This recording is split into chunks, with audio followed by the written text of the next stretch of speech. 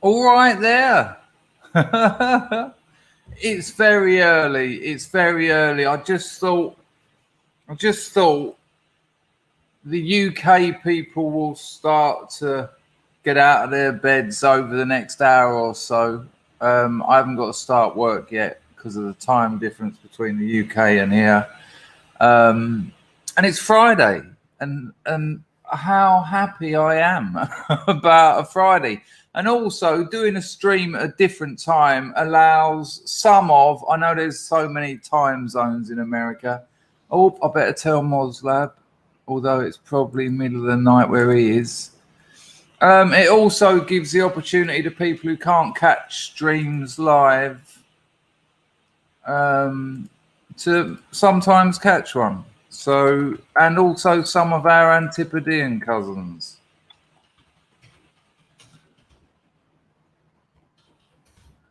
So that's the Labrador told. Yeah, so that I'm sure we'll have a few people turn up. My good friend Alan has got the grift off already. Thank you, Alan. Much appreciated. Regular supporter of this channel.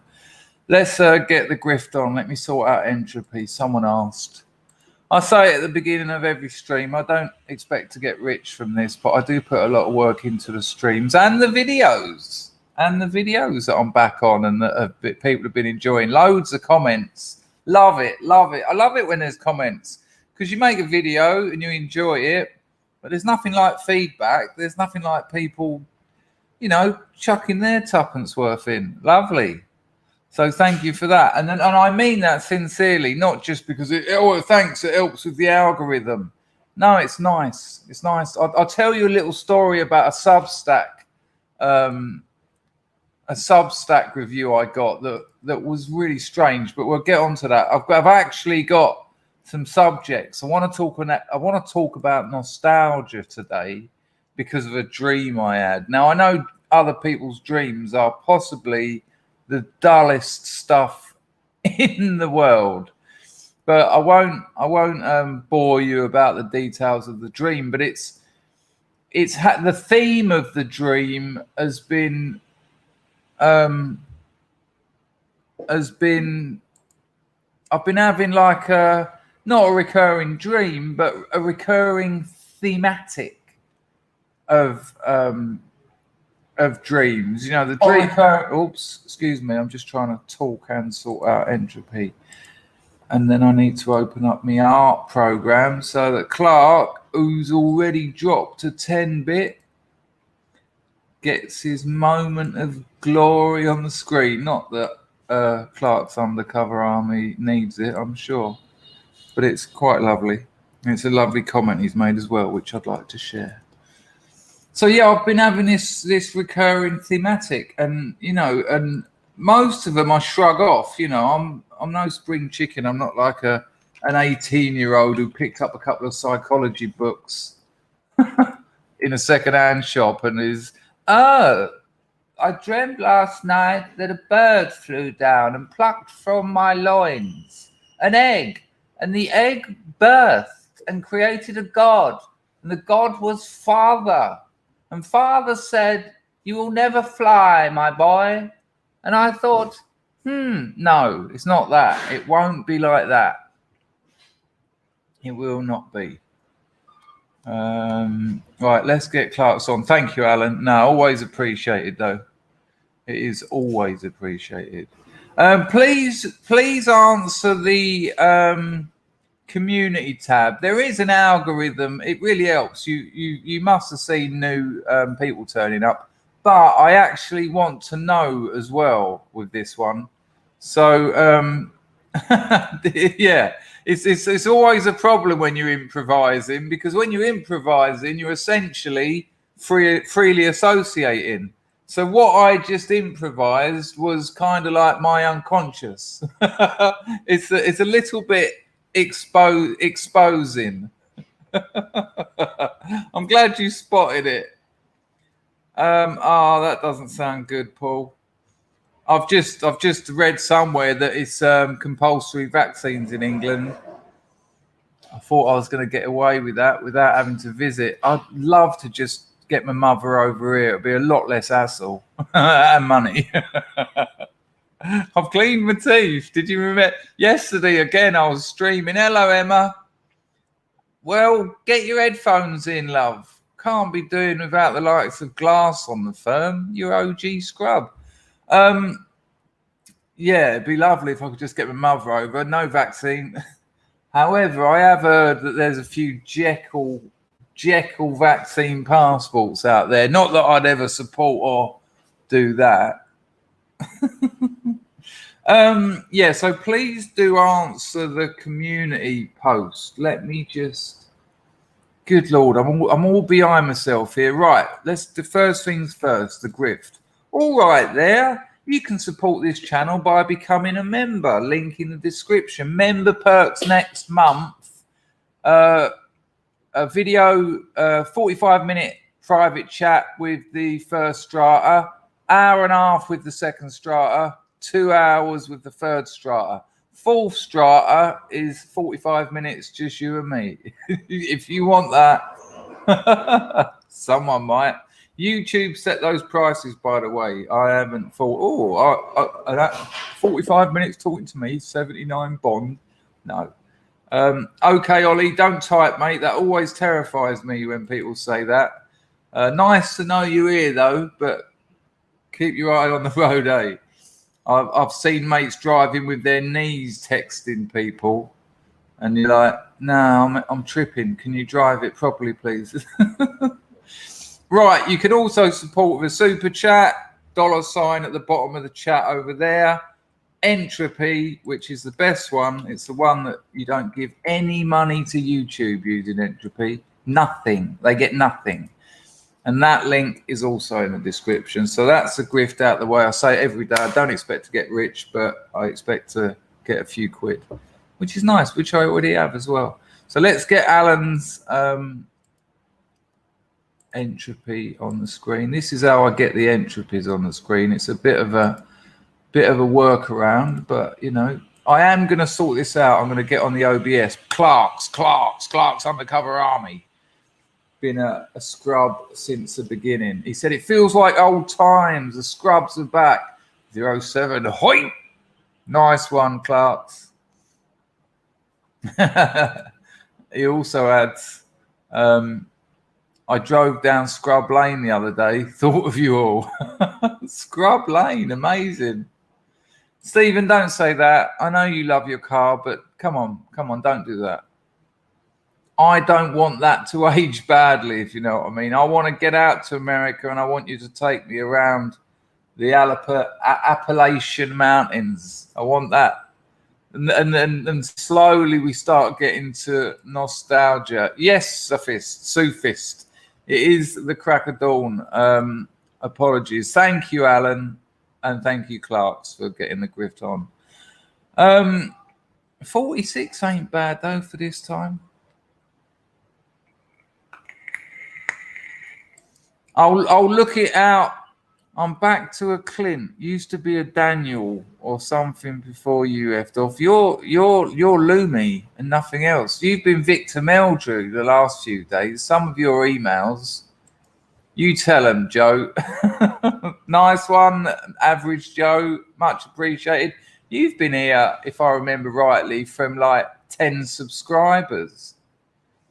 You, Chew, Short Bus Mooner, Rambling Man, and now I'll have forgotten someone, and people will no doubt get a little bit sad. Thank you very much for that. Look, I mean, I don't drive. I've never drive. I have driven a car. I screeched a VW down the college driving first, while the girl whose car it was screaming at me to stop. But you know, 9 pints of Guinness down. It's like, well, this is amazing. She certainly screamed less once we got home. Yeah, she didn't enjoy that. Dark, absolute darkness. Well, there you go. That's one way of looking at it. Lumi, don't overdo him. He won't. He'll get very angry. Come on, he's a bitter old bastard anyway. Loom is kind and you know, it's nice and friendly. See, look, he's on it already. Right. What was I going to do? I was going to put the community tab link in so that you can get that answered. I want to know your thoughts on this one. And then we'll, my mouse is just dying. Right. There's the link. There's a poll. What is nostalgia? Now, having a limited amount of answers, your one might not be there, but there is other. No worries, Alan. No worries.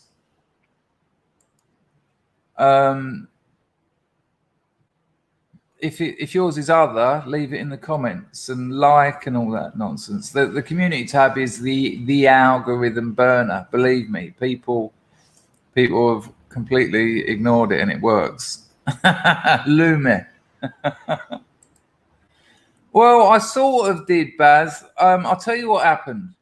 I was talking to Boris last night. I wouldn't be surprised if he's lurking actually. And I really like him, Boris. He's one of the few people I've developed some kind of, you know, online relationship with. You know, there's Hugh and Dan as well, obviously, but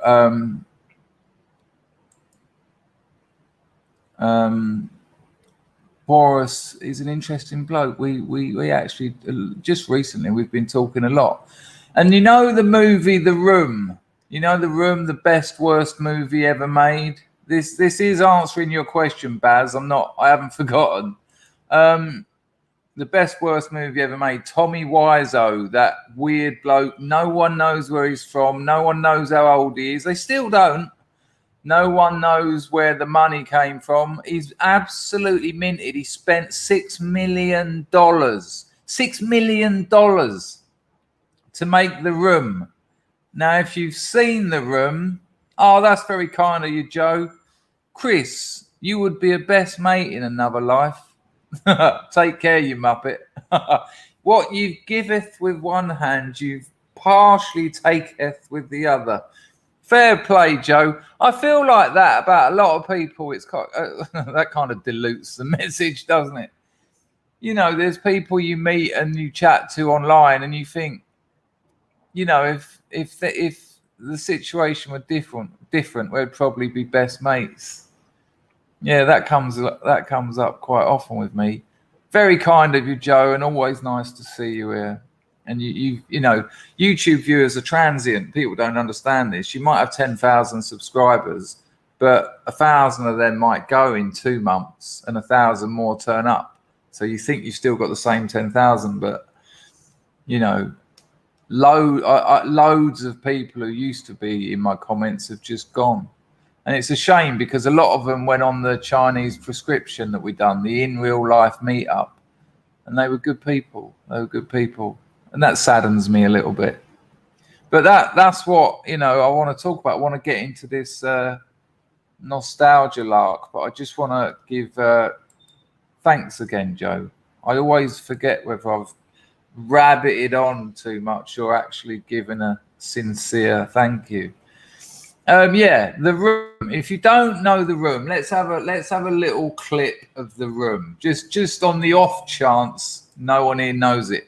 The Room was made by this really weird bloke called Tommy Wiseau.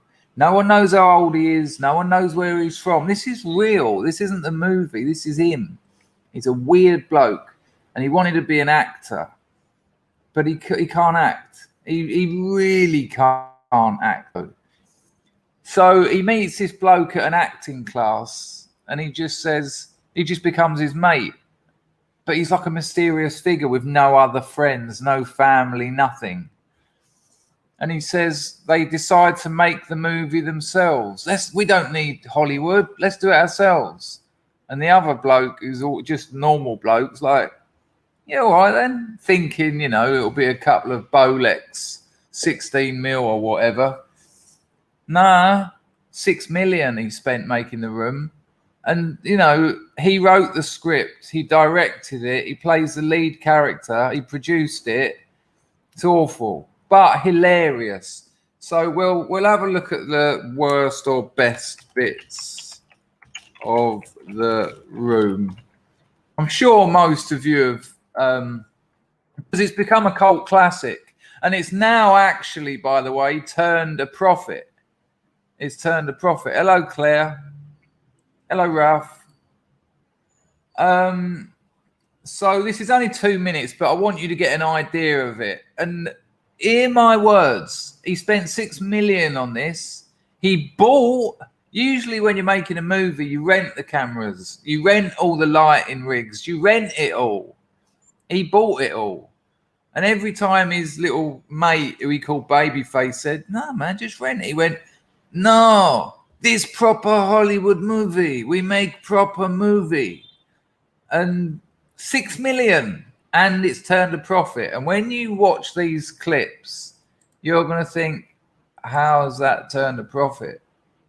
But to give you an idea, this first video I found, The Room, best bits, it's only 2.5 minutes, nearly 5 million views. That's how you turn a profit. And Boris put me onto the movie about the making of it with James Franco in the lead role, called The Disaster Artist. And I watched it last night and finished it this morning, and it was fantastic. I really recommend it. If you know The Room, go and watch The Disaster Artist. But hello, Keys to the Kingdom. So look, check it out. Tommy Wiseau, writer, director, actor, script writer. So the problem is, because he wrote the script and directed it, all the other actors who were actual actors, you know, you can't polish a turd. It's a well-known saying. So they didn't have much to work on. For instance, there's a bit where a woman in it says, "I've got breast cancer." And her daughter says, "Oh no." And you never hear anything else about breast cancer. It just never comes up again. And in the film The Disaster Artist, someone says to him, "Does that storyline continue?" And Tommy Wiseau goes, "No, twist." It's a twist. Yes, Willow. He bought 35 mil industry standard, Academy standard cameras, and just HD digital. Yeah. And put them both together. He didn't like have one making another shot. They both shot the same scenes. Why? And again, when they asked him why, he went, "We make proper Hollywood movie." Yeah. Oh, right. That's why. There you go. You're on it. "I did not, Lisa. I did not hit you. I did not." Throws down the bottle. "Oh, hi, Mark." Right. So let's have a look at some of the top bits from The Room. There is a reason for me showing you this. I'm not just it's part of the nostalgia thing. I want to. Right, here we go.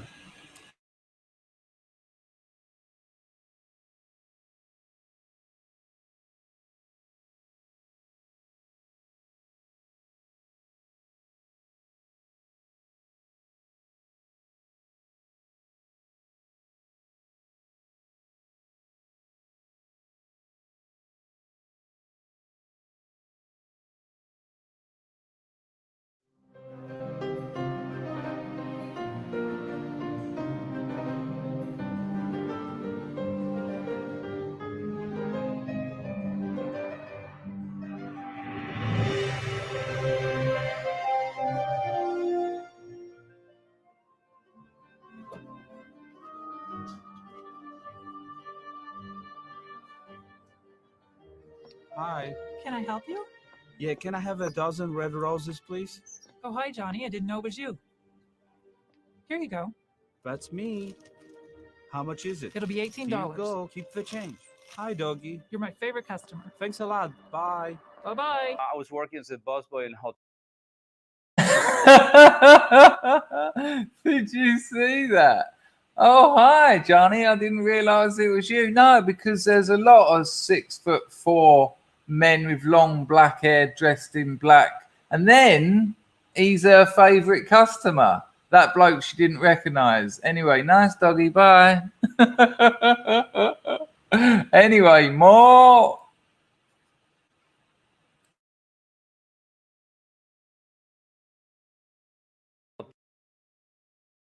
You're my favorite customer. Thanks a lot. Bye. Bye-bye. I was working as a busboy in a hotel, and she was sitting drinking her coffee, and she was so beautiful. And I say hi to her. That's how we met. You didn't get it, did you? But son of a bitch told me that I would get it within 3 months. I saved them bundles. They're crazy. I don't think I will ever get it. They betrayed me. They didn't keep their promise. They tricked me, and I don't care anymore. I did not hit her. It's not true. It's bullshit. I did not hit her. I did not. Oh, hi, Mark. No, we have to have that bit again. It's that for me is the best bit of filmmaking I've ever seen. It's fantastic. All right, here we go. Here we go. Just let it enter you. Thank you, R.I.P. Harambe. Much appreciato. You'd have to use Google Translate if you weren't here for the Italiano Lessianis, but much appreciated. Here we go. Give it. I did not hit her. It's not true. It's bullshit. I did not hit her. I did not. Oh, hi, Mark.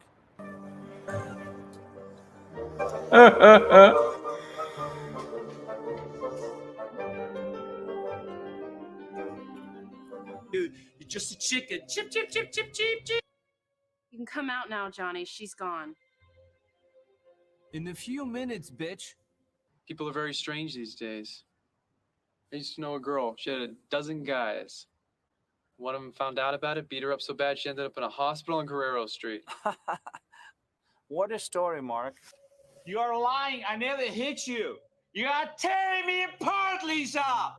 You know what they say, love is blind. How was work today? Oh, pretty good. We got a new client at the bank. We'll make a lot of money. What client? I cannot tell you. It's confidential. Oh, come on. Why not? No, I can't. Anyway, how is your sex life? It's not over. Everybody betrayed me. I fed up with this world. You can love someone deep inside your heart, and there is nothing wrong with it. If a lot of people love each other, the world would be a better place to live.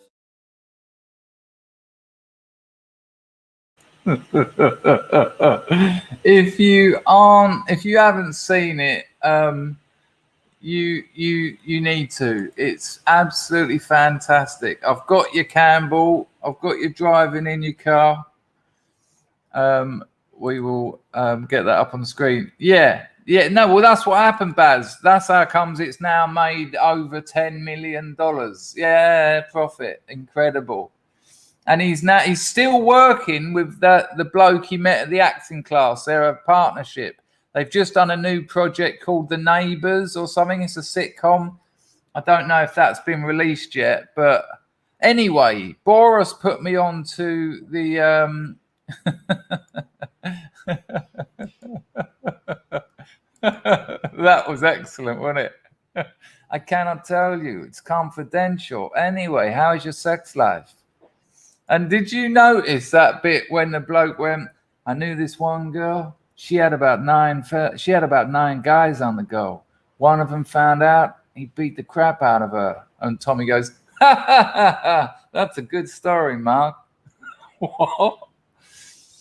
So, Boris told me there's a movie. James Franco plays Tommy, and he pulls it off brilliantly. And it's called The Disaster Artist. Yeah, there you go, Willow. There you go. It was excellent and kind of heartbreaking. And so here's when we go back to this nostalgia thing. So if you haven't answered the community post, please do so, because I want to talk about nostalgia, because I'm going to get onto this thematic that has been, oh, come on, mouse, just work. I press my mouse button and it works like 10 times. So if it's an odd number, it doesn't do anything. If it's an even number, or the other way round. So it's just pot luck, which doesn't make things like, I don't know, streaming, using a computer, anything I do in life, working, writing, that easy. Which, you know, I should really go and get a new mouse. Okay. Bit of this, bit of that, bit of that. Bosh, bosh, bosh, bosh. Campbell. A nice one, Stephen, who likes driving in his car. I would never dream of subverting the noble diktats of the WHO or Sir. Not even in jest. Me neither. I will not be getting a Jekyll a Jekyll vaccine card. Yeah, it's got a little bit of that about it. It's got, I think the film's got a bit of there's a bit of Biden in Tommy Wiseau. Yeah, hello Stuntman Mike. How are you? There's mad things in it, like they say hi about, I think someone counted how many times they go hi, oh hi, and it's like 1,000 times in the movie. Scenes open with someone going, oh hi. He wrote the script in a night. Hello, Jean de Valet. What was the question? The question was, what is nostalgia? Let me get the, maybe that's it. No. Let me get the link and then you'll get one more chance to answer. There, I've just put the link in the comment. I would appreciate it because I want to talk about it. I want to tell you about the thematics of my recent dreams. Good call, Flammadiddler.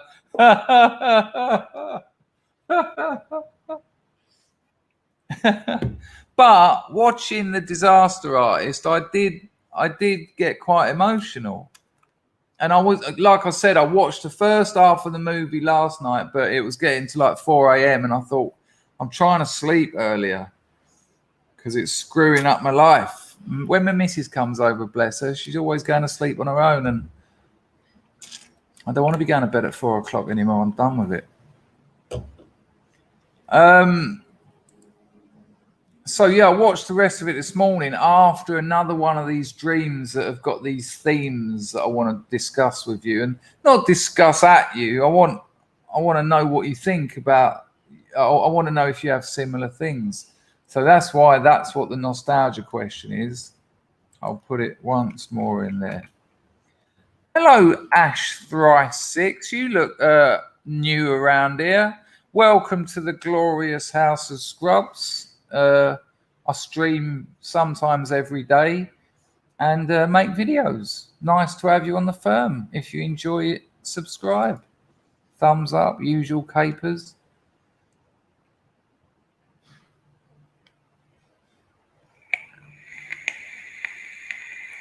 Yeah, I don't want it. My missus had the first one this morning. You know, they're terrified over here because they don't really understand. Willow, do you mean lucid dreams as in a dream that was lucid, or do you mean lucid dreams as in that practice of becoming conscious within your dreams? Because I know I had a mate, well, Paul Mumford learned how to do it. It's a way of controlling your dreams. So when you're in actual REM sleep, you can suddenly start changing it. So if you want to go to a fun fair, you can. If you want to hook up with that bird from 30 years ago, you can. You can have a conscious effect on your dreams. And I trust Paul when I said to him, does it actually work? And he said, yeah. And I said to him, yeah, but hang on. That sounds so amazing why haven't you told me before, and why don't you do it all the time? And he said, because it's just not that good. He said, it's like, it's just a dream, even though you're controlling it. And then I started thinking about it, and I thought, it's the unconscious part of a dream. It's the bit that you're, unconscious, literally not conscious. It's that part of you telling you stories, and as Freud would have it, encrypted, encoded, thus to protect you against the true message of the dream, because your unconscious is formed of trauma. It's formed of things that you didn't want to face as a child, and this doesn't have to be, you don't have to be daughter of Fritzl. We all experience trauma. It's hard work growing up. And so we put them in this place, we tuck them away. But the unconscious is always trying to make itself felt. It's always trying to get into consciousness. And when you're asleep, you're particularly vulnerable.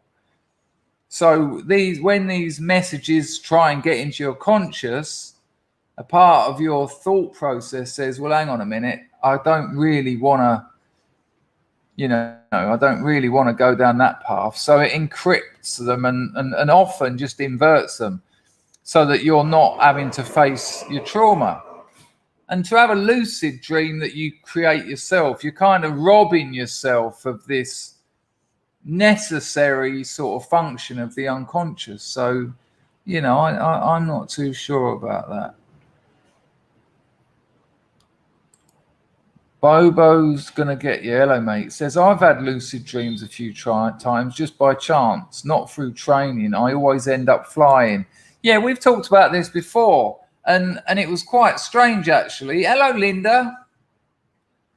Nostalgia is when you go outside in the morning, sun in early spring, and a balmy breeze smells of possibilities, past and future.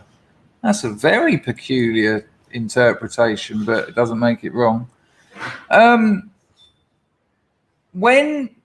Give me a 1 in the chat if you dream about flying more than once. I reckon this is going to be a sea of ones.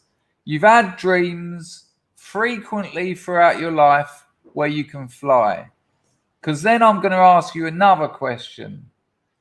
So let me know. Yeah, Joe, Freud called it the day's remains. Okay, so plenty of people dream about flying. Now, here's what I think will be the interesting bit. When you're flying in your dreams, it's not like Superman. It's almost more like you're in water, and you can just sort of push yourself up into the air. Give me a 1 if it's like that. You're not like flying, but you're just sort of getting off the ground, and it feels a little bit unstable, but you're doing it. You're doing it. There you go. But the flying is swimming through the air. Yes, that's exactly what mine's like. How incredible is that? Oh, not. Oh, not proper flight. Yeah. Yeah, that's it. That's where I am. Yeah, Harami's there as well. Oh, Mike.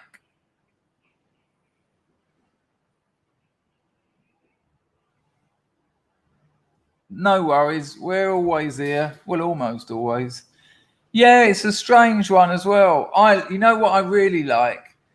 I love it when, I can't believe we've got 66 people here this time of day. It's amazing. Lovely. When you're just falling to sleep and you suddenly have a dream that you're falling down some steps and it jolts you awake. I love it. I love that feeling.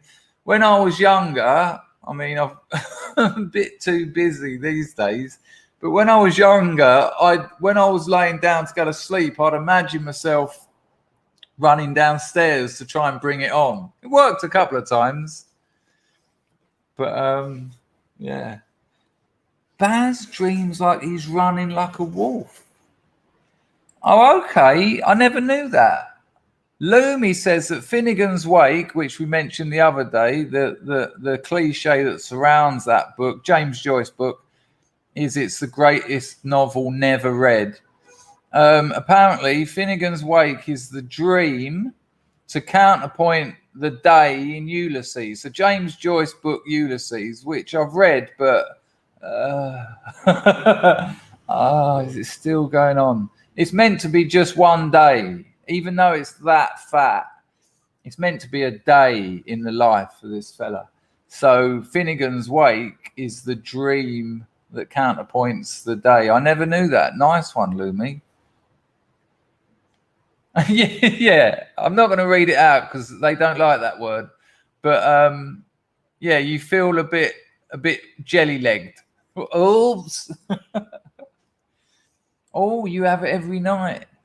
You too, Mike.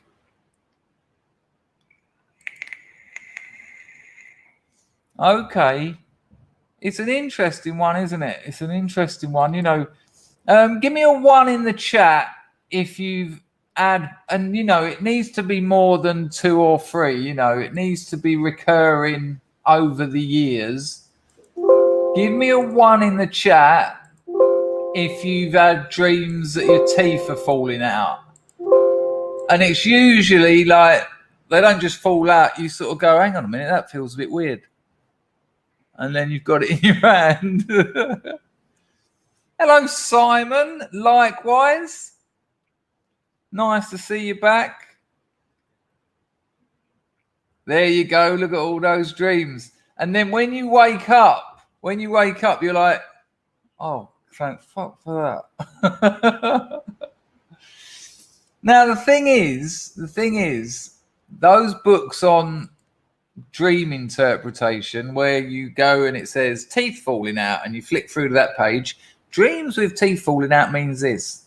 They're all lies. They're rubbish. They're unscientific.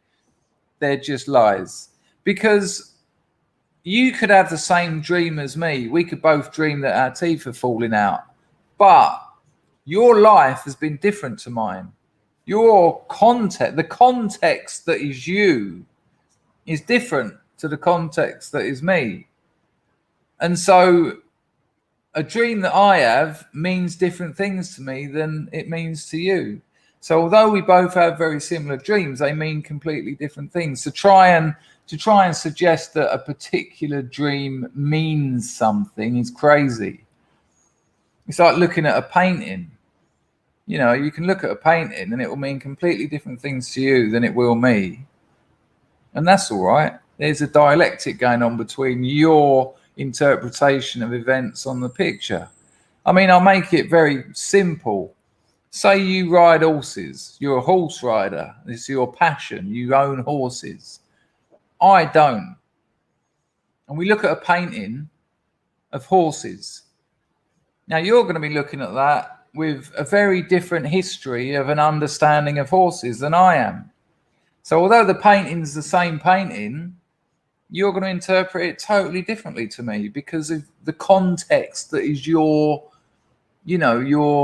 collection of experiences and knowledge.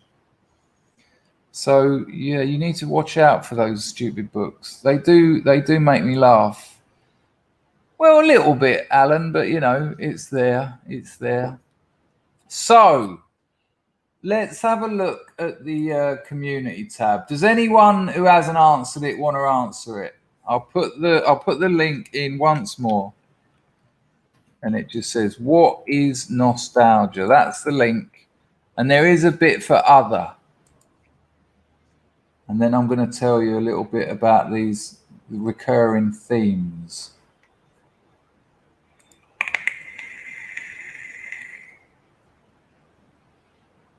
Hello, Kajetil. Kajetil's become an absolute regular scrub. I think we need to promote him. Kajetil, you are now in a circle. Hi.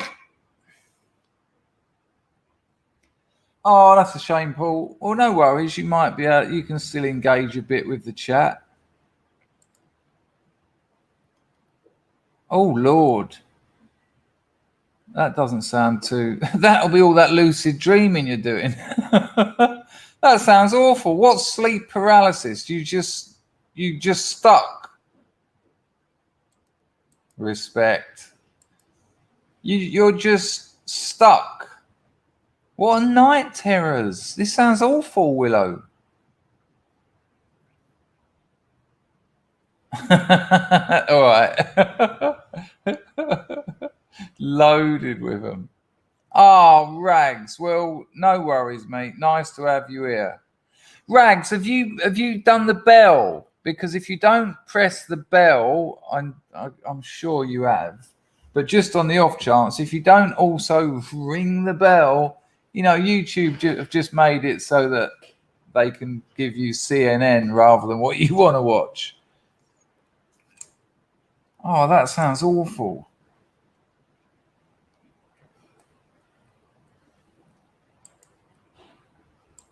No, I don't think dreams can be transferred from generations at all. However, I think if you've got people in your family who fought in the war and they've told you stories, in a way they can be transferred, but not through any sort of supernatural sort of in the ether, literally just via telling stories, which is all that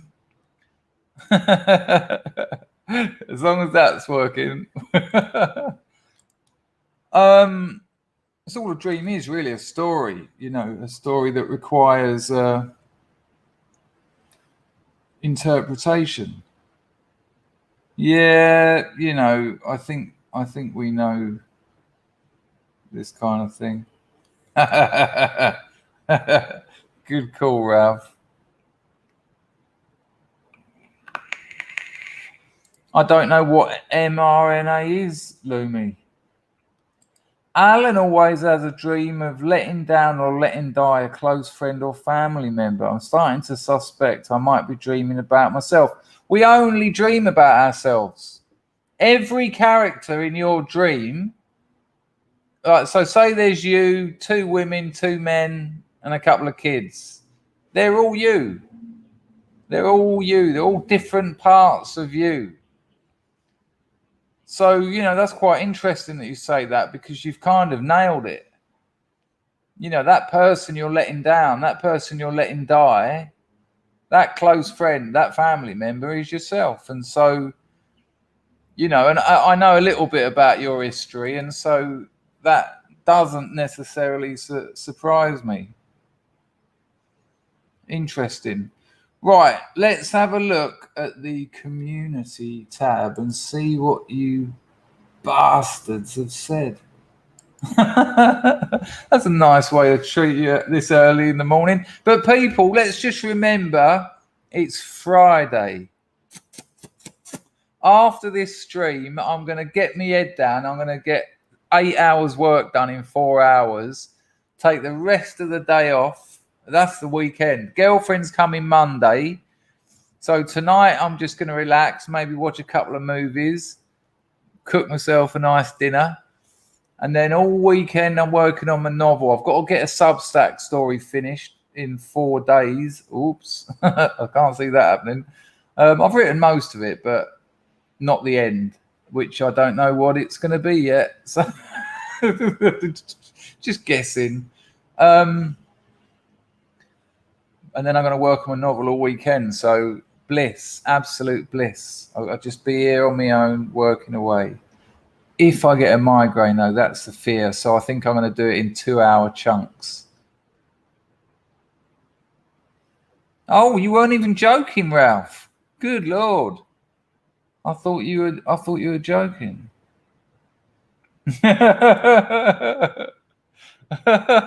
Well, the thing is, it's quite an interesting dream that a lot of addicts will have. You get clean and you'll dream that you're hitting up or something, but the needle bends or you can't, every time you put that rock a crack on the pipe, it rolls on the floor, or the lighter don't work. You just can't get it in you.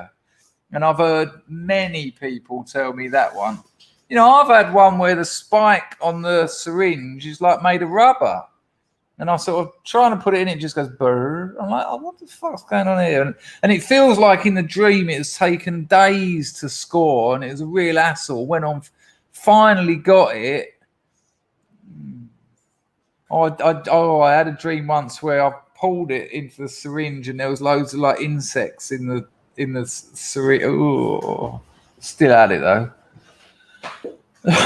Right.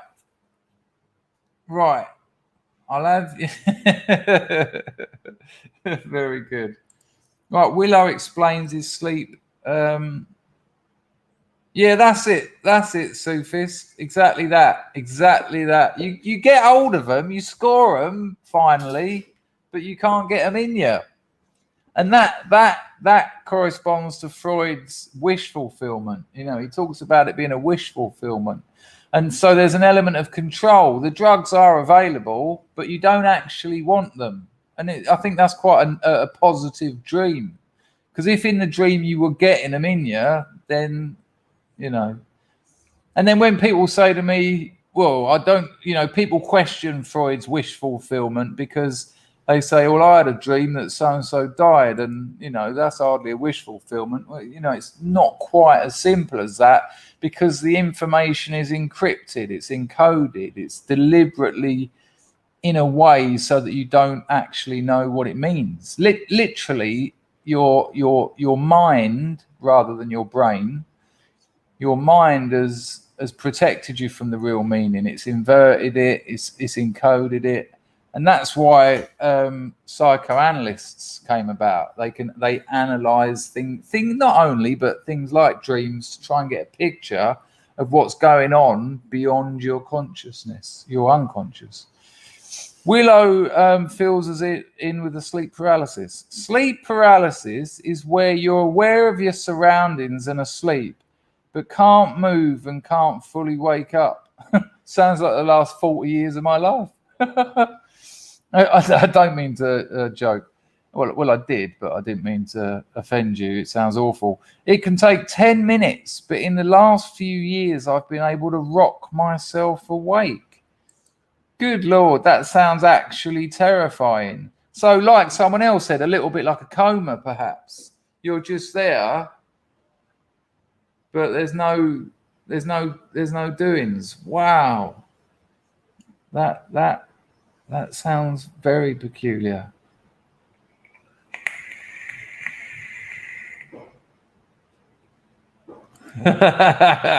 Colonel Custard. He says, so when I dream about a madman trying to kill me, that's me. Is that why I go out killing at night? Well,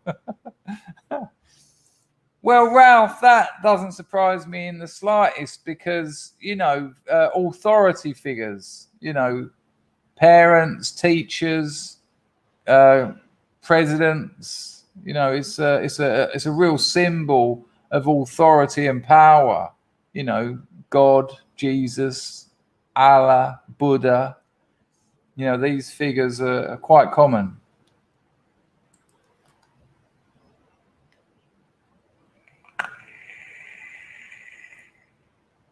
Sorry to hear that, Mr. Corona.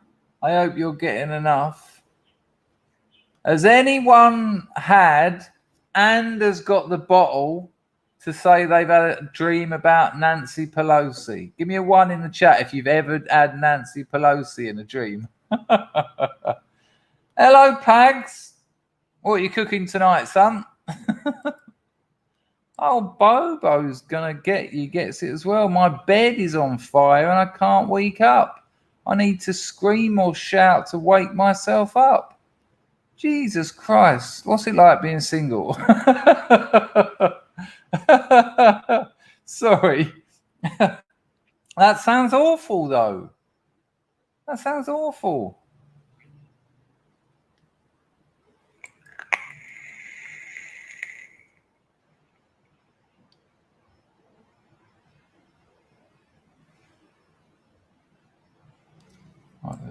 Lord knows what Lumi's talking about. Bit of Shakespeare or something. God knows. Here's Manny Moo.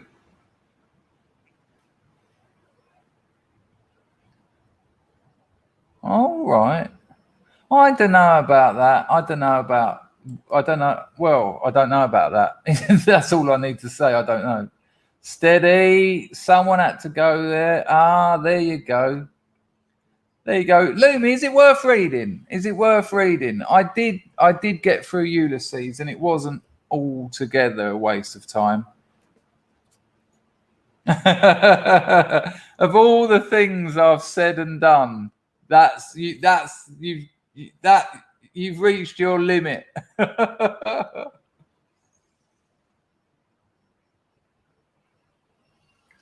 I think we all daydream that one.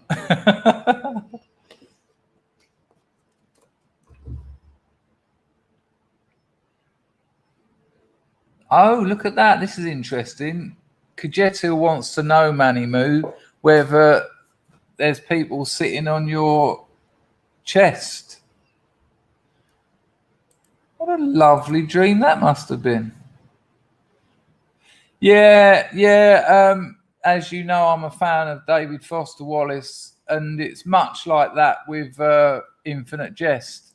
But that's also how my novel's like that. My novel, it's not a story. There's about 100 stories in there. It's more of a textual thing. So you'll start reading it, you will get confused. You will think, what? I don't understand it. But if you make the effort, you'll understand it you'll understand the experience. That's the hope. Oh, listen to this. That's no good. That's not good at all. Haven't you got that? Don't they do that emergency last bit when you run out of there's like a little bit there's like a, what do they call it? Emergency ration bit. No? There you go. Look at that. Kajetel nailed it. There's people sitting on his chest. Wow. Oh, that doesn't sound nice, Ash.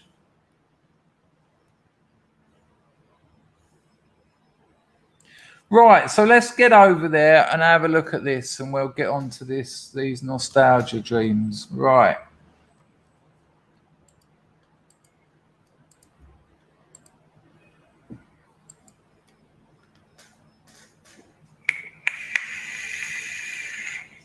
So, bit of a deep and heavy philosophical start to the day, but I asked, what is nostalgia? In at number one, the bittersweet edge of all memories.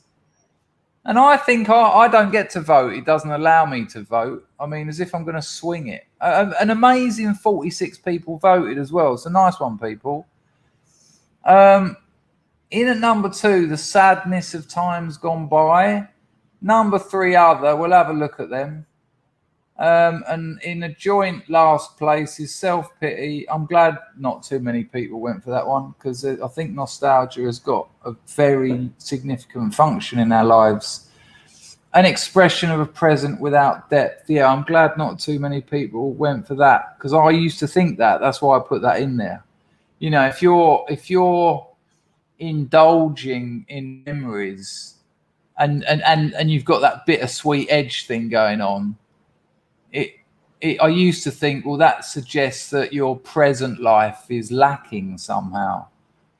But you know, I think that's quite a naive approach to life. Let's have a look what people put for others. Flamadilla said nostalgia is tinged with hiraeth. I don't know what that word means. Hiraeth conveys a distinct feeling of missing something irretrievably lost. Let's look that up. How the frick have I missed that one? I've been looking into nostalgia for years. Oh, it's a Welsh word. A deep longing for something, especially one's home. Well, that is very interesting. I'll tell you why. Well, we'll go through the others first. Manny Moo says nostalgia is a yearning for moments. It's all just moments. Ollie's loving the new questions. Not that he doesn't like the silly ones. Yeah, I to be honest with you, Ollie, I don't like the silly ones, but it's usually a little bit all rushed at the end. The bittersweet edge of all memories, 100%. I'd like to know why the human mind works this way and if everyone suffers from it. Interesting that you say suffers from it.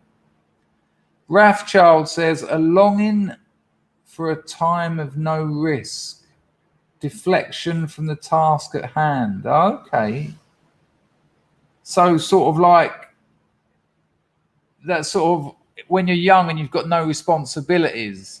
Because as you get older, that's what you get, responsibilities. And I think Pags has put in some kind of dish. Let's have a look. I like that hooray thing. I will be looking into that a lot later. A deep emotional state of nostalgic or profound melancholic longing for something that someone that cares for and or loves. Okay, well, this is all very, very interesting. Nice one on the sound. How do you pronounce that one? There you go. I thought as you know, there's two. I've learned two new words, and I was because I've been writing about nostalgia, not as nostalgia, but as a, you know, there's a trace of it in most of my writing for decades, and to have these two new words crop up, I thought you're an idiot not knowing this stuff. But when one's Welsh and one's Portuguese, I don't feel so behind. Nice one, Wolfie.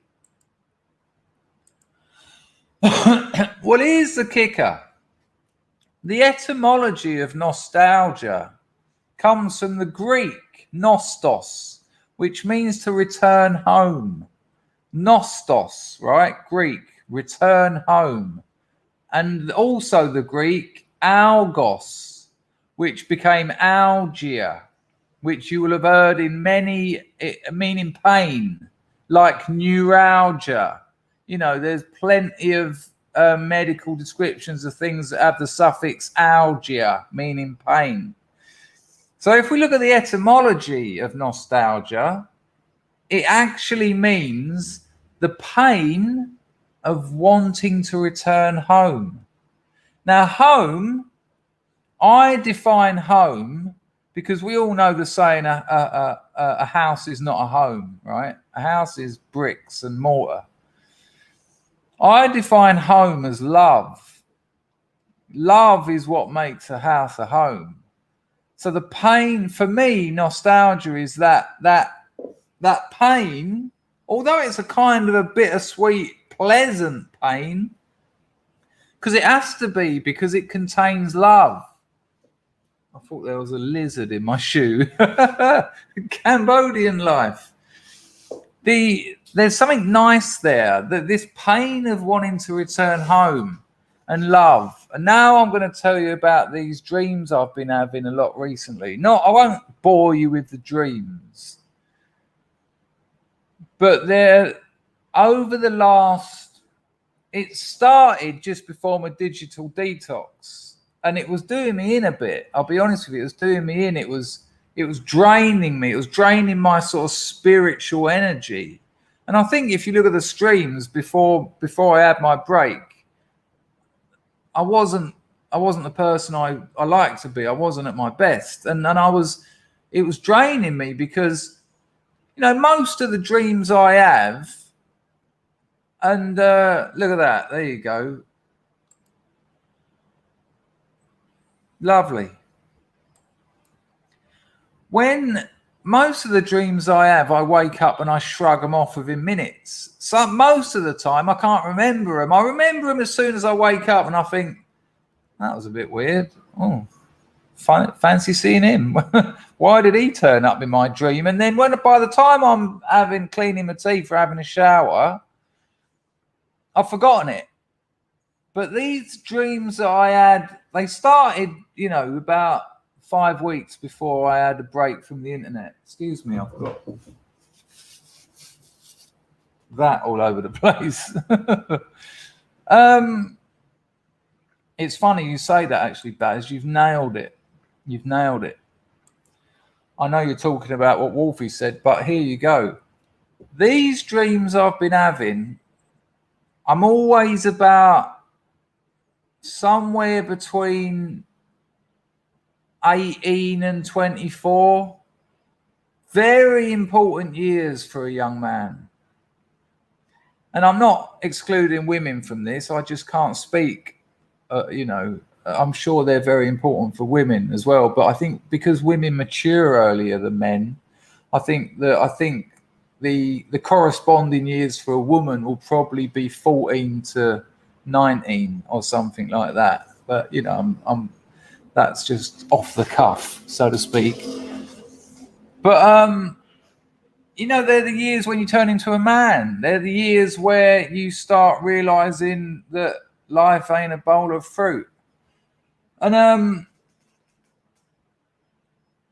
in the dreams, there's girls from my past, girls that I had affairs with, and they're not sexual. There's well, hang on a minute. There are some slightly sexual elements to them, but they're not sex dreams, right? They're not wet dreams. Let's just get that out of the way. But they have that feeling of being wanted.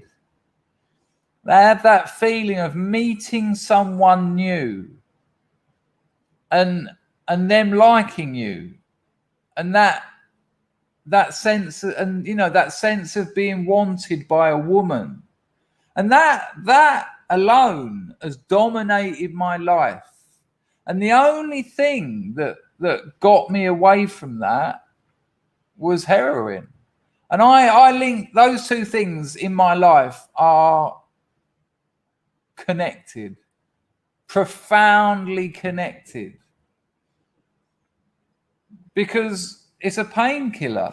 You know, it's a painkiller. When I took stimulants, when I took ecstasy, I hated it. Hated ecstasy. Ecstasy made me want to talk to people, and they told me that they loved me, and it was all weird and artificial. And speed was just sexual and just sexual. There's no human element left. You know, you're like a machine, and not a sex machine either. Oh, like a sex machine. You know, more like a pumping unit. And if you can, I think there's quite a distinction between a sex machine and a pumping unit. I mean, a lot of the girls I had sex with at college, and there were a lot of them, you know, there were a lot of them. I never wanted to have sex with most of them. Some of them were absolutely delightful, most delightful. But most of them, I just wanted the company. I just wanted them to like me. And it was the best bit of meeting them in the college bar or a bar in town. The best bit was when I realized that they liked me. And then I said, look, do you want to go back to yours, or do you want to come around mine for a drink or a couple of bifters or something? And them saying yes. And then that walk home where I'm just thinking, look, she likes you. You're likable. There was plenty of other blokes in that bar and in this town, but she's chosen you, and she's beautiful, and she's kind, and she's gentle. And that was the best bit. And getting home and talking, finding out about her past, who she was, who she is, and her asking questions about me. That was what thrilled me. And then I ended up having sex, and a lot of the time I felt that they felt the same as me. It was like almost an obligation. Oh, we fuck now, right? We never said that, but that's the sort of immaturity of immaturity. You know, you haven't actually, I mean, it's a weird phrase, but you haven't actually got the balls just to get to know someone. You feel like you've got to prove yourself. Oh yeah, we've had a nice chat, but I can fuck. Don't worry about that. Oh yeah, no, I can fuck. And it destroyed the relationship, because then you're a one night stand. And what could have become a really nice friendship or even a relationship, you know, that it's I've just chalked up another pissed fuck. And so this theme that runs through these dreams, I'm back, college days, university days, and there's just these, you know, lovely, beautiful young women just giving me some attention, and that's it. And I tell you what, I cannot shrug it. It runs throughout my day. You know, by about early evening, it'll be gone. But you know, when I woke up, straight away I got on Facebook, and the particular girl in the dream, I just wrote her a message, and I just sort of talked to her and weirdly apologized to her for not having the balls to treat her as an individual, and to actually treat her as a docile body. And it really got to me, you know, when this started happening, sort of 10 weeks ago, I suppose. Really got to me, you know. I don't regret how I've behaved in my life. I've fucked up too many times. If I started regretting things, I'd be doing nothing else. But it's a real shame that in the moments in life, when you're young, when you're immature, when you haven't matured, you know, and I'm not blaming this on me. I'm not blaming it on the girls. I'm not blaming it. There's no one's to blame here. This is just life. We've all been through things like this. But what a shame that the moments that could have been the most beautiful, you do the most damage to. You know, I'm a weak romantic at heart.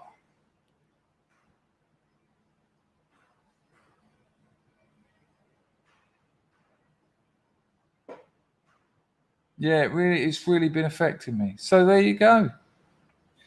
Good Lord, how can you remember the Faversham? Well, the Faversham days, no, because by that time I was just sped out of my head all the time.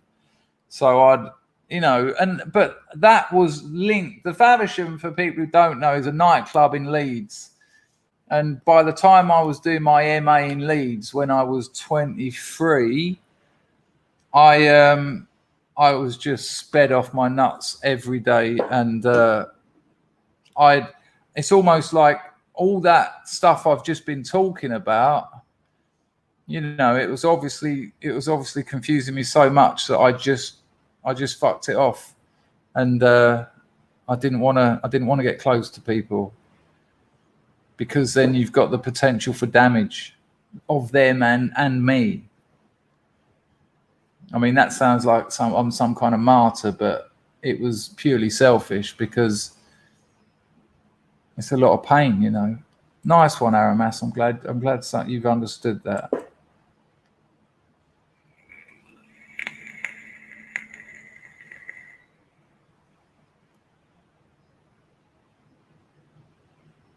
Funny old place of Faversham. Good Lord. Good Lord. Yeah, you're right. You're absolutely right. I've sometimes got a whiff of something, like a flower in the sun, like there's a load of jasmine around here. And when the sun's going down, they really fill the air. And every time it comes out, it reminds me of a girl I know who used to wear this jasmine perfume.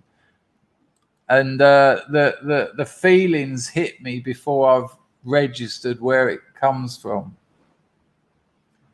I think smell is underrated, actually, as in in terms of memories. I think actually it's not scientifically. I think scientifically they've absolutely noticed that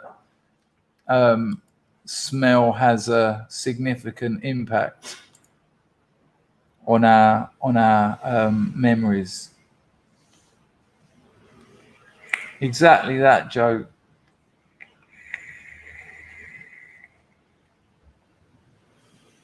It's very kind of you, Mr. Revenge. Or Mrs. Revenge, I don't know.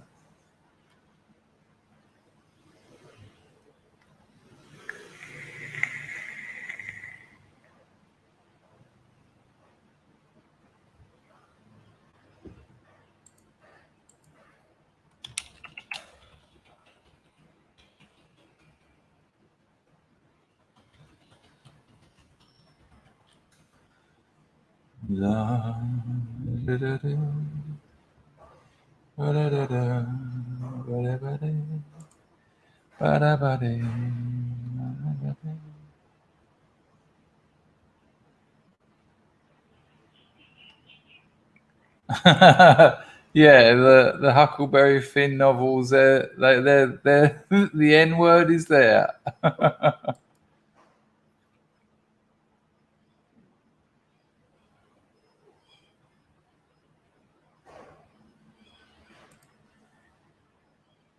Oh, I bet you've read it in the French as well. Amazing. Can you? Are you fluent French, Lumi? You've been out there a while, I assume. Yeah, I couldn't do it. I couldn't do it because of that. Because of that, you know, I was taught. We had a lecture on Proust, and I couldn't go there. I couldn't. It was because it was all that sort of stuff. Might be something to go and have another look at.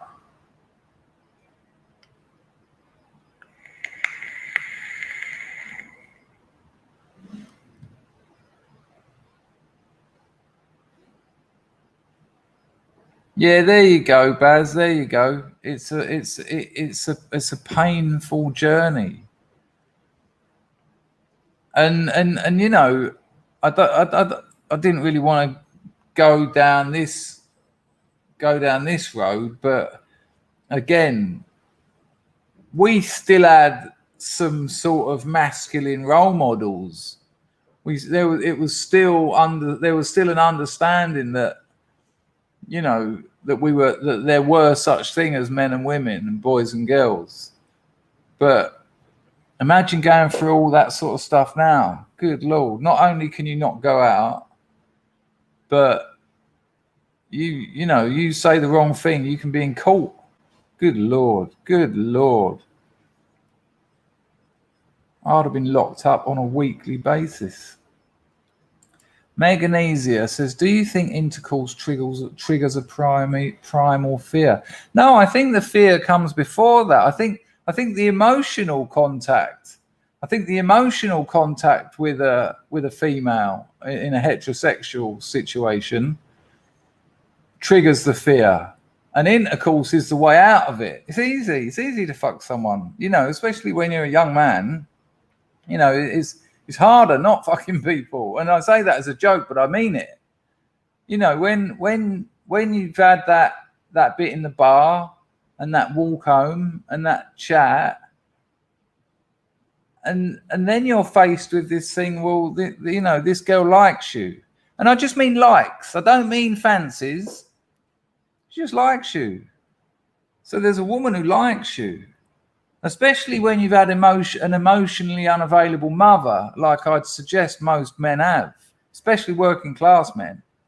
You know, I see these middle class kids, you know, whose mothers used to be just, they knew everything they were doing. They were interested in what they got up to. But working class mothers don't do that. They make your sandwiches. They put dinner on the table. They look after you, but they're emotionally unavailable. Especially if they drink or but not necessarily drink. And so when you find out later in life that there are women who just like you, they like your company, you're not prepared for it. You haven't practiced it. So intercourse, that's how you run away. That's how you run away from a woman's emotions. Because then you dehumanize her to an extent. You know, if women knew what goes through men's minds when they're having sex, they probably wouldn't do it so much.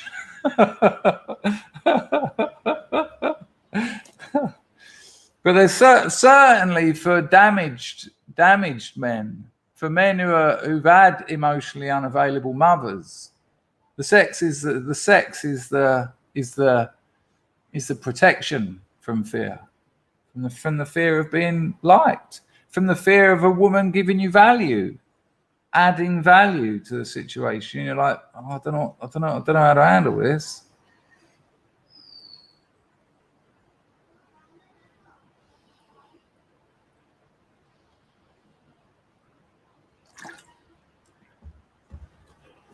Kujetil's got a nostalgic association with Malibu. That's a strange one. Well, I suppose it's not a strange one because I suppose it depends on the context when you first smelt it. No problem.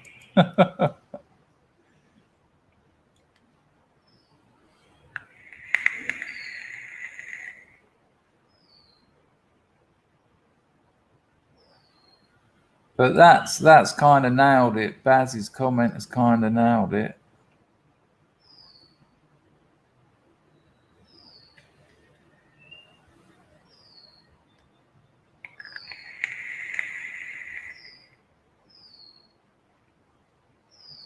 Aramas says, too often women assume you want sex and are afraid when you're really just getting along as friends.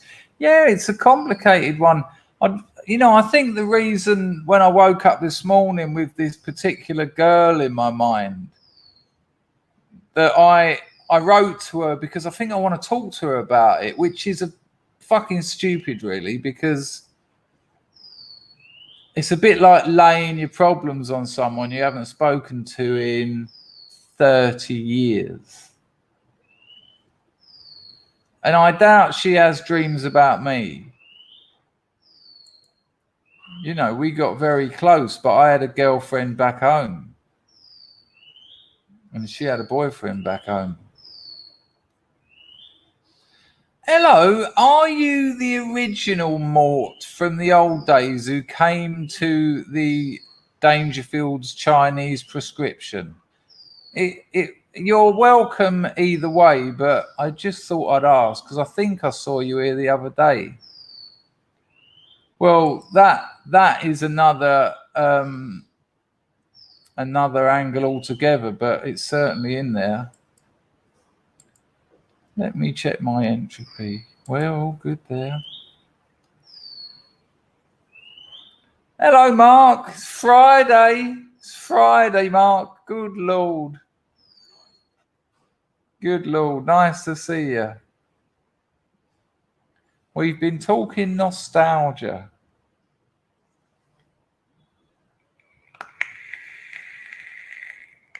That's an interesting one, Manny Moo. Hello, La. Good to see you, mate. Raver's Revenge says, this isn't an attack on women, but they bring up boys to be gentle to women. And when you get to dating age, you find that being gentle isn't what they want. Probably haven't worded that right. Well, I was an arsehole, without a doubt. You know, I was an arsehole. I would just fuck. And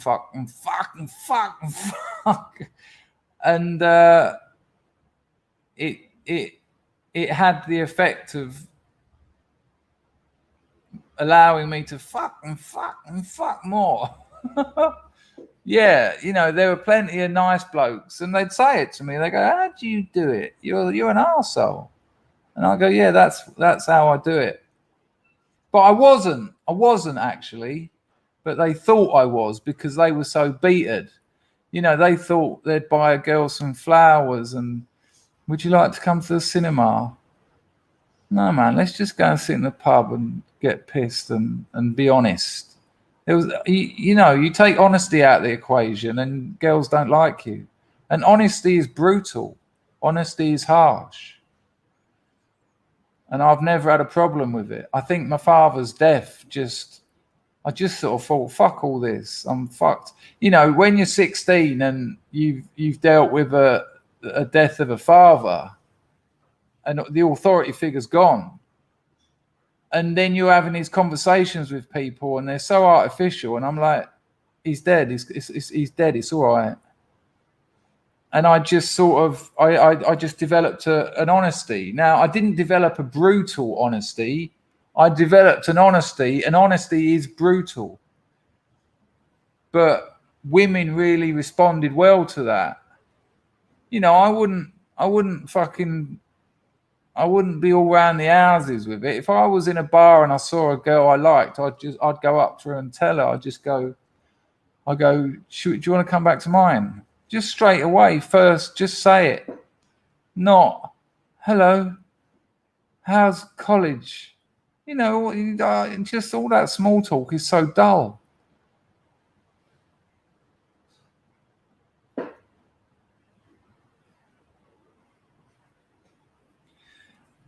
No, me too, Mark. Somewhat different nostalgia, but yeah. Although, if I remember rightly, you never could quite do it. If I remember, you were by far the superior game player, but it was old Danger's dodgy fingers that got the twos up. I just need to explain that because that language sounded awful. In the early days, hello, Sean, you have caught one. In the early days of arcades in 1980s, you used to get a 2p piece. Oh, we don't have coins in Cambodia. Let me make a 2p piece out of a piece of tissue. So there's the 2p piece. It's hardly take heart, is it? But say that's the, I'll make it a little bit better. Right, so there's your 2p. You put it between your two fingers like that, all right? Because you're 12 or 11 years old, your fingers are tiny. This is how I learnt my moves. This is going to get really weird. You go up and under.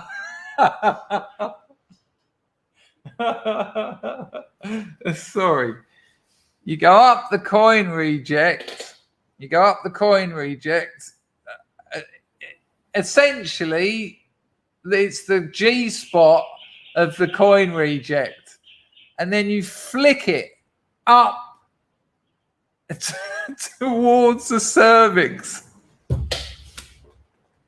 I can't help myself. So you put the 2p up and you flick it back up, but you flick it up the 50p coin reject. You don't flick it up the 10p one. You flick it up the 50p one. It goes into the machine, and then the machine goes bling bling bling bling. 5 credits. And when you're arcade addicts like me and Mark were. Mark, I can't call you Marky Mark anymore because we've got a new member called Marky Marco. So you're just going to have to go back to your original name of Mark. But we were proper arcade addicts. We used to bunk off school. Listen to this. I think I've told you this before. I used to quite like the fruit machines. Mark didn't. Mark was the arcade games. Me too, but I wasn't. Him and my other mate Matt, they were the arcade kings. And in those days, they didn't really have the, when you dead, you dead. You don't get to put more money in and play and keep going. And rich kids could just complete them because they put 20 quid in. Your 10p was your game.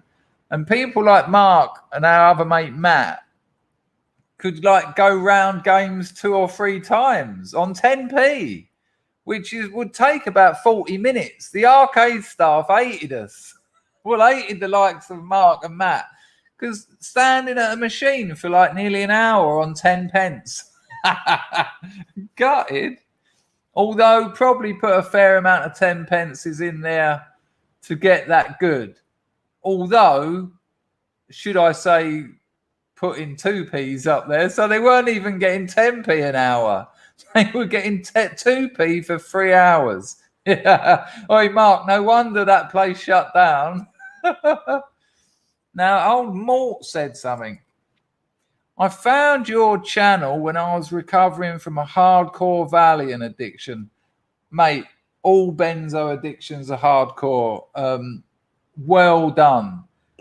Well done. Are you still off it? Let me know if you're still off it, and if you are, how long. You'll see why. Anyway, your stories helped me get my shit together. So genuine. Thanks for that. Honestly, you don't know how much you helped. That's amazing. That's amazing. But absolute props to you. Because, you know, I spent most of my adult life addicted to heroin and done enough withdrawals to know how much it hurts. But those fucking benzo withdrawals are a different league. And, you know, that society doesn't like to say that because they like dishing them out. They like making a fortune out of them. Whereas, you know, doctors prescribe 400 heroin scripts in England. But nice one. It's an average pleasure. An average? Why did I just say that? Maybe I just read it. An absolute pleasure to help you. Here we go, people. Here we go, because this is what we do here. Still off it, 4 and a bit years. Let's have a 4 Kajetil as anticipated my suggestion. Let's have it. Do I need to say any more, Scrubs? Old Malt has got off probably the hardest drug to get off, and he stayed off it from 4 and a bit years.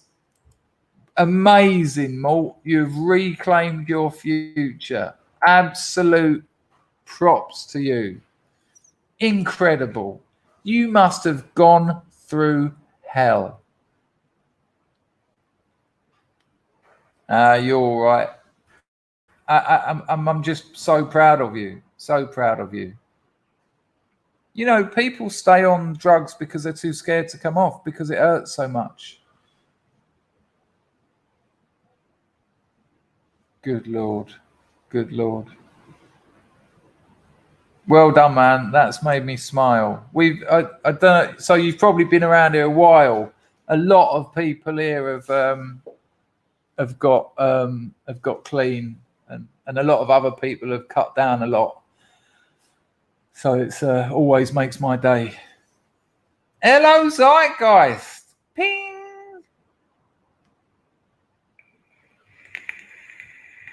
Yes, Magnesia. That's a great call.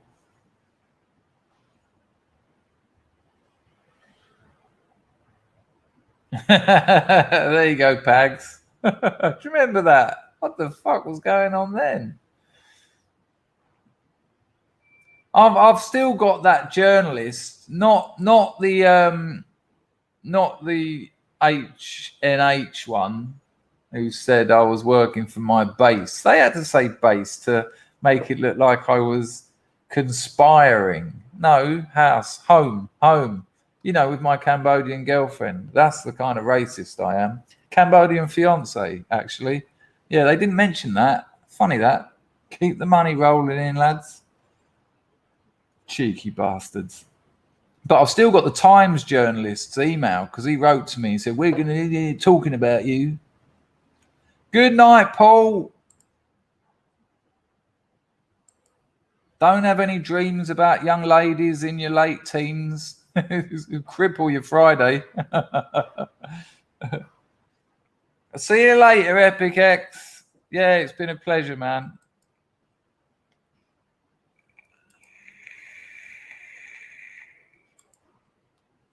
But Matt's going as well. I suppose everyone's off to work now, aren't they? Hello, our pal.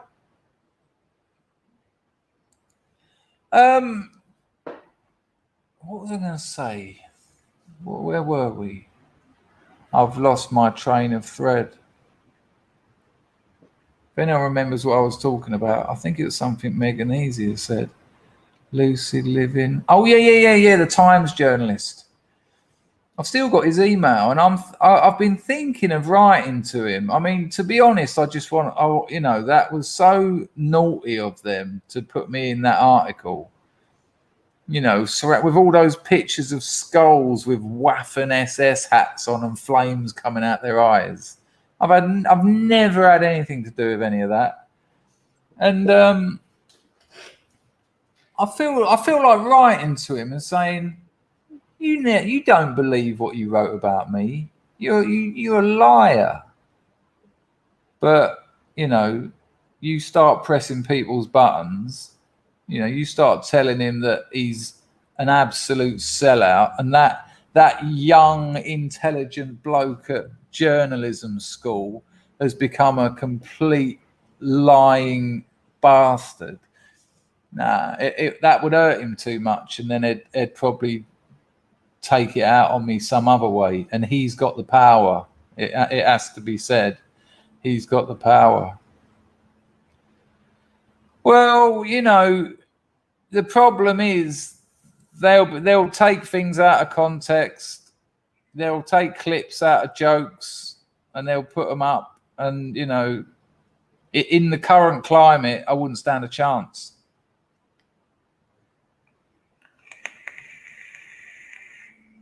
But, they sandwiched me in between people who literally made plans to bomb places.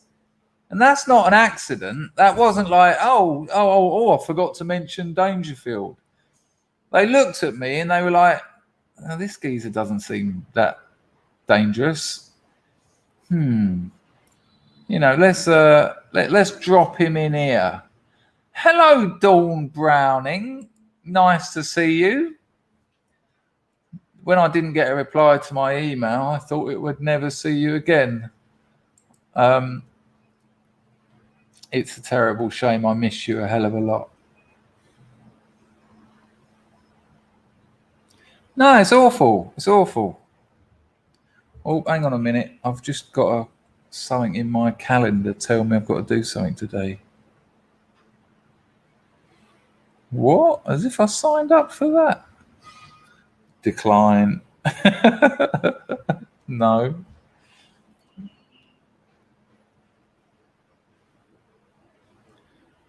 Exactly. Absolutely. They're activists. But here's the thing. We all say that, don't we? We all say they're not journalists, they're activists. But there must be some like him who aren't either. They were journalists and now they're not activists, but unless they pretend to be activists, unless they toe the party line, they lose their jobs. Imagine living that lie. There you go. Hello, Bunning Snog. Snog. Unless they toe the party line, they're out of a job.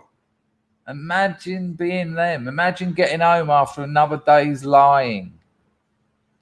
Imagine getting home and just imagine waking up and having to go to work and just go, and someone puts something on your desk. Look at this. Look at this. This bloke doesn't believe in BLM. He said it's a Marxist organization. Write an article about cultural Marxism saying it's a right-wing conspiracy theory. And then he goes, yeah, but it was only last week we wrote an article about how cultural Marxism is doing well in universities and it's helping the West. That was last week. Do you want a job? Oh, sorry, mate. Shocking. Absolutely shocking. I'm just saying, Kajetu, I'm just saying some of them. Some of them.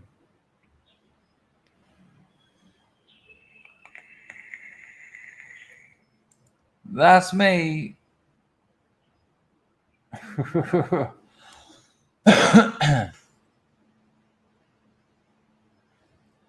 I saw that confusion, Pags. You're not working till Monday.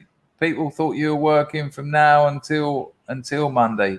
Exactly that, Alan. That's what it is. There you go, Winston. Exactly that. They're rewriting reality, these people. What's the Guardian newspaper? 200 years old. What's the Times? It's got to be 200, 300 years old.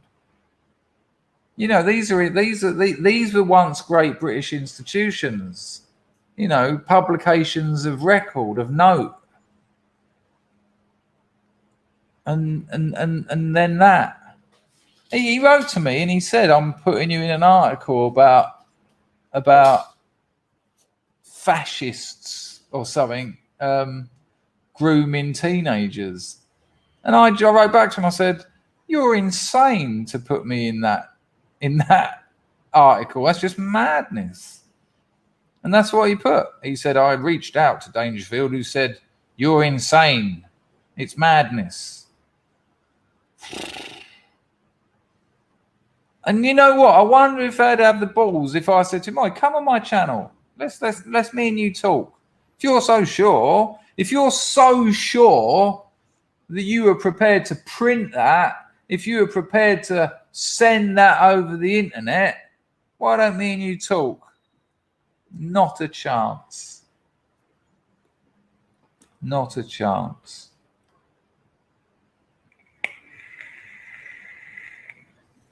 So Browning, you're a scrub, but you don't talk to me. That's how it's going to be, is it? I'll tell you what, I'd rather have it like that than nothing at all.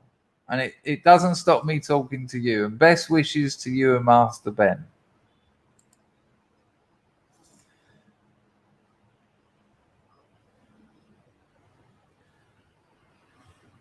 It's hilarious when I'm doing those Guardian things, because when you get to the end of the article, half the screen goes yellow. While you're here, throw us a price for a cup of coffee. What? No.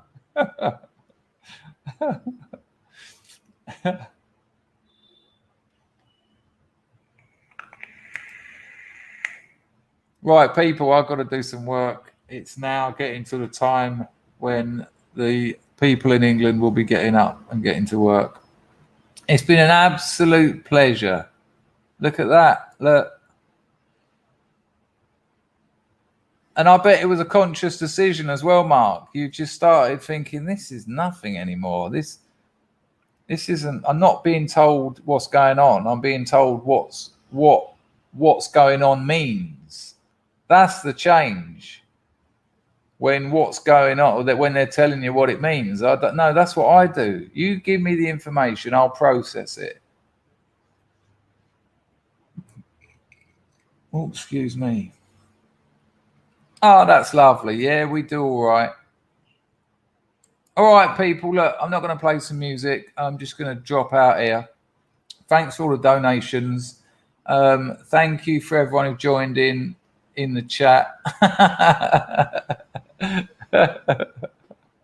Amazing. Good Lord. Apologies. No, I was talking about the people who I work with. Nice one, Aramas. We had a laugh. I might play a bit of music. It's quite nice. People having their last comments. It's an extra 3 minutes grifting, I suppose. Let me find something. Let's chant something. I can't play the Mandom thing. I get too many strikes on it now. I don't know why that suddenly happened. Someone grasped me up, no doubt. All right, there you go. Oops. Right, this is the first track off of Mumford's Deep Water. Look, I'll tell you what, which I never do. I'll put the link to this album in the chat. I'm going to play the first track off of it. It's very, very nice. I'll put your messages on the screen. I might stream later tonight. I'm gonna do a 4 or 5 hour hardcore bit of work I want to get a video made today as well, but because it's the weekend and I'm feeling absolutely wonderful, I'm going to be working on my novel all weekend. I haven't had time to do that for God knows how long, and it might get finished. Now, hang on. When I say finished, it might get to the state where I can give it to my editor, and I've said to him, next time I give it to you, you've got the final cut. So you edit, when he's finished editing what I give to him, that's being published. Now, so that's exciting. If you haven't subscribed to my Substack, I would like you to do that. You get 2 free original stories sent to you. There's the Substack link. Sent to your email twice a month, and they're wicked. They're brilliant. Listen to this. Let me just tell you this. I've exposed a lot of my vulnerabilities, which I frequently do on this channel, and I've got no worries about that during this stream. But I want to tell you something that really was really nice. My editor said to me this week, he said, I know you think you're a good writer, he said, but I don't think you realize how good. And to come from this bloke who I've built a relationship with up over the last couple of years, and who I respect, and whose understanding of storytelling is fantastic, I nearly cried. I just thought, you know, what a lovely thing for him to say. And he's got no reason to say that. You know, he's been fucking brutal. First edit that came back said rewrite the first 50 pages. And I said to him, what, when you say rewrite, do you mean tidy it up a bit? He said, no. He said, chuck it away and rewrite it. It's not good. He's been brutal. One of his comments in the margin was yuck. Yuck. It was lovely for him to say. Right, let's have this music. And I'll probably stream later tonight, and I'll probably get a video out, because then I'll feel better if I don't get a video done over the weekend. But anyway, I'm just repeating myself now. Check out Paul Mumford's. All right, Linda, that's a fair point. I'll try not to, I'll definitely not do that. Although I don't think we share too many similar subscribers, but I'll try not to do that because I quite like watching that. Nice one, Meganese here. Me too. It's a very strange piece of work, so there's a little bit of fear around publishing it. See you later, Alan. Take care, mate. Hope to catch up with you in the next stream or over the weekend. And he bodged it up again. Let's make sure we get that audio. Bosh, bosh, bosh. See you later.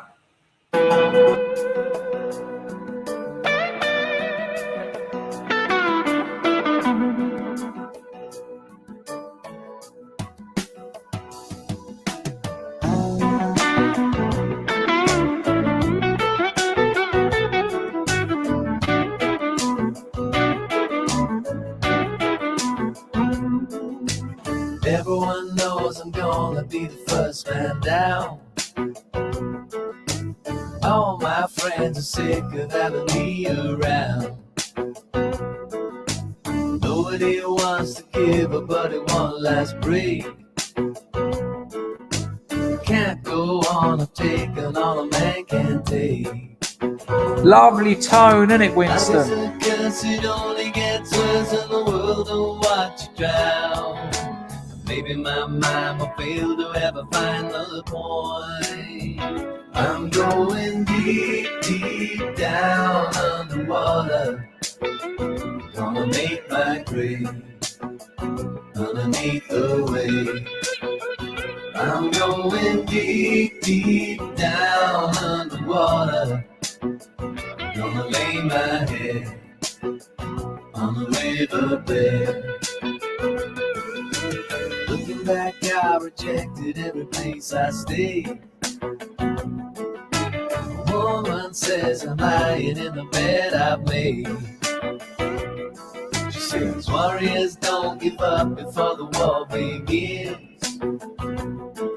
So I get high to justify the mess I'm in.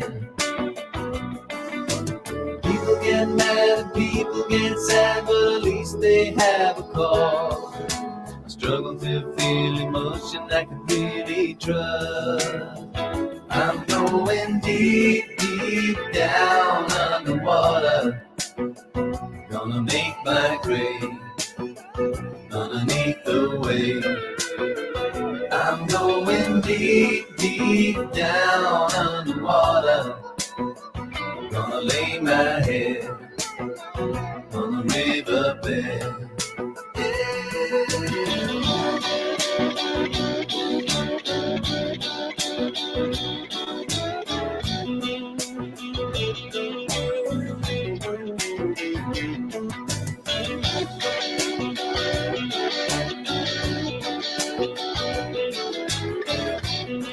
What a tune! Absolutely swinging.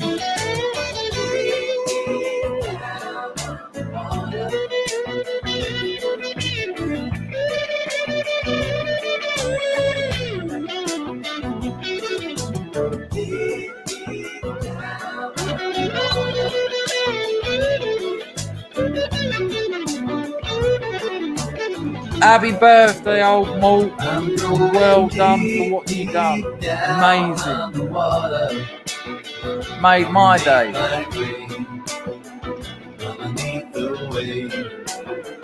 I'm going deep, deep down underwater.